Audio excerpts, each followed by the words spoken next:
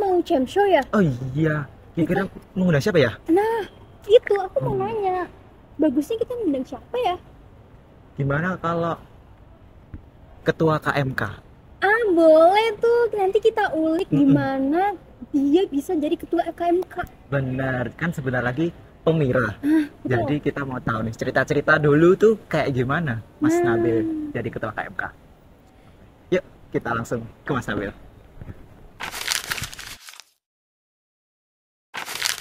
Halo semuanya, selamat sore. Kali ini di episode Jam Show, kenalkan aku Sigit. Dan aku Diva.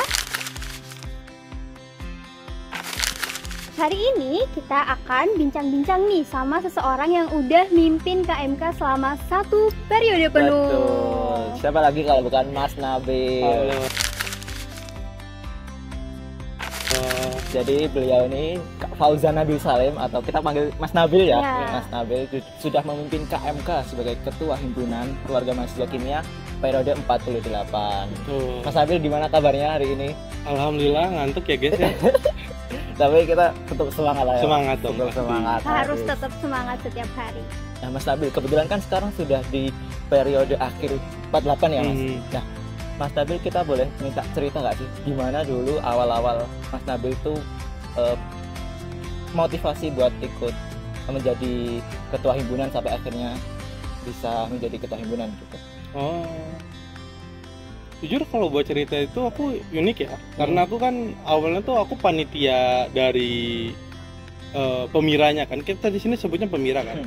Buat cari panitia ketua himpunan tuh.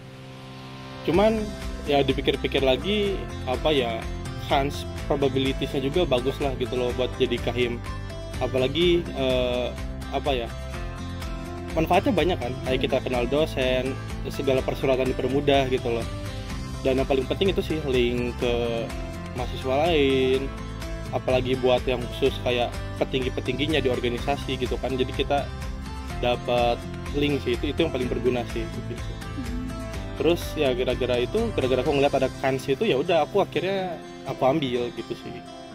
Jadi mungkin awalnya tuh dari Dari panitia panitia. pemira Panitia, ya. iya. Terus akhirnya mencalonkan diri sebagai ketua. Iya, Himpunan. aku mundur dulu tapi Ya, mundur dulu. mundur Ya. dulu aku. Gitu sih, tapi itu mungkin kisah yang menarik ya. Menarik banget sih. Iya. Dari panitia langsung jadi kahim.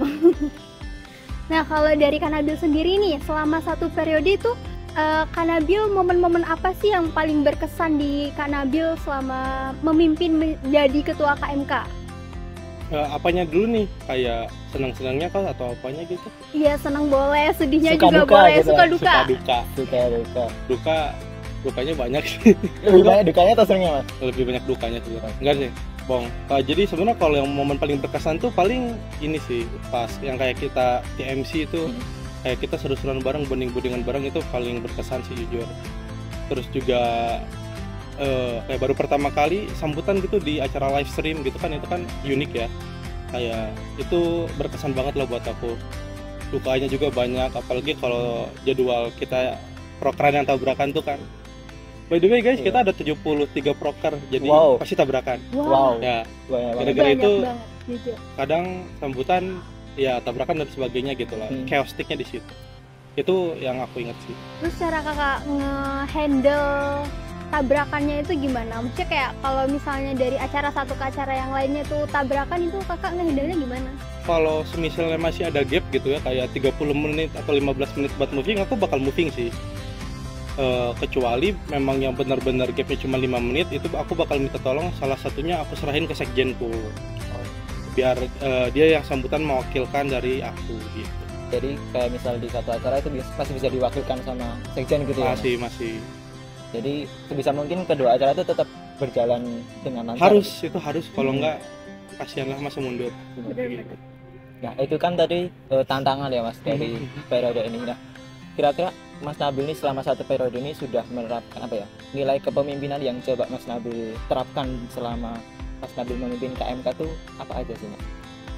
Mungkin kalau nilai kepemimpinan yang mutlak sih aku nggak tahu ya. Cuman yang benar-benar aku terapkan selama ini tuh sebenarnya 2 sih. Aku pakai 2 strategi. Yang pertama tuh mungkin ya kesannya agak aneh, cuman aku awalnya aku tekankan dulu apa ya,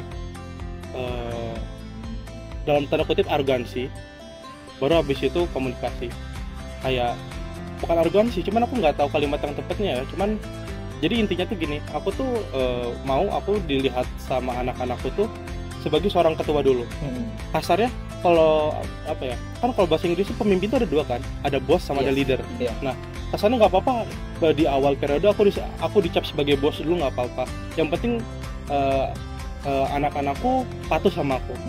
Baru habis itu setelah oke aku udah dapat nih, aku tinggal ubah gaya mainku jadi leader. Yang mana aku nggak cuma nyuruh-nyuruh kok, aku ikut bantuin, ada apa-apa aku ikut apa ya, aku bareng-bareng lah. Aku bukan aku yang pengen diagung-agungkan, enggak. Jadi ya udah kita ayo bareng-bareng gitu. Tapi kira-kira dengan gaya kepemimpinan seperti itu ada tanggapan nggak sih Mas dari teman-teman KMK gitu di pengurusnya? Tentu ada sih. Kemarin-kemarin kan aku dicapnya galak kan. Ya itu salah satu iniku sih, salah ya, jujur ya, itu salah satu tujuanku. Ya itu dari yang tadi yang dalam tanda kutip jadi bos itu kan. Yang penting udah cap galak, jadi kita tahu batasan. Kemudian saat aku berperan sebagai leader, yang aku bareng-bareng sama anak-anakku, masih ada apa ya, masih ada gap yang terjaga gitu loh, nggak tiba-tiba jadi tabrakan semuanya gitu. Jadi aku masih dihargai dan aku pun menghargai anak-anakku gitu. Menarik sih. Jadi dari awalnya mungkin membangun image yang galak. Iya, sebenarnya nggak galak juga sih ya, mungkin Mas Nabil tuh pengen tegas menunjukkan ya, otoritas ya, kayak gitu, ketua gitu. Nah kan sebentar lagi nih bakal ada pemira ya Kak. Terus menurut Kak Nabil, mungkin hal apa aja sih yang harus dipersiapkan oleh calon ketua himpunan untuk bisa melanjutkan tongkat estafet dari Kak Nabil? Secara lisan atau maksudnya tersurat apa tersirat?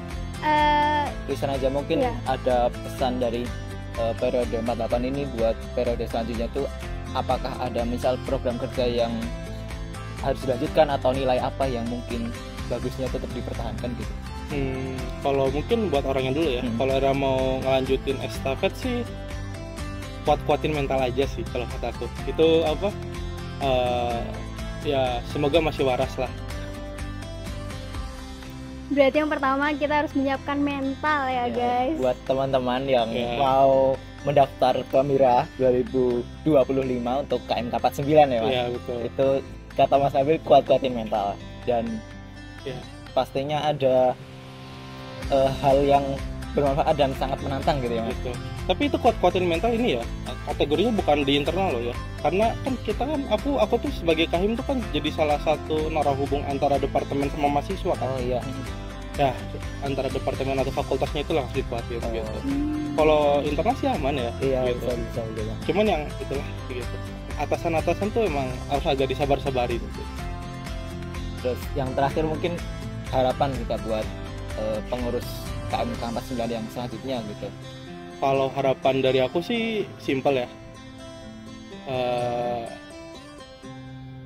apa ya sebutannya, kuat-kuatin dalam tanda kutip ya, karena ya kita di sini enjoy aja gitu. Terus ya semangat untuk berdinamika aja lah kayak gitu. Sama tetap jadikan organisasi ini tuh bukan sekedar organisasi tapi juga rumah gitu. Terima kasih Mas Nabil atas pencerahan dan cerita-ceritanya tadi, dari awal dulu mau jadi ketua KMK atau gimana sampai tantangan-tantangan ketika menjadi ketua KMK. Terus akhirnya nanti buat teman-teman yang mau jadi calon kahim buat KMK 49 itu ada Pemira ya, masih dibuka ini sampai 2 November. Iya, sampai 2 November 2025. Nah ini dari cerita-cerita Kak Nabil ini sangat insightful banget sih buat aku, apalagi buat teman-teman semua ya. Terus juga teman-teman jangan lupa untuk join jadi calon ketua himpunan Pemira 2025. Apa katanya? Sigit mau Sigit mau katanya. Ya gitu aja buat Cem Show episode kali ini. Apa? Sigit sama Diva mau? Mas Nabil, terima kasih Diva. Sampai jumpa di episode Cem Show selanjutnya. Terima kasih, dadah.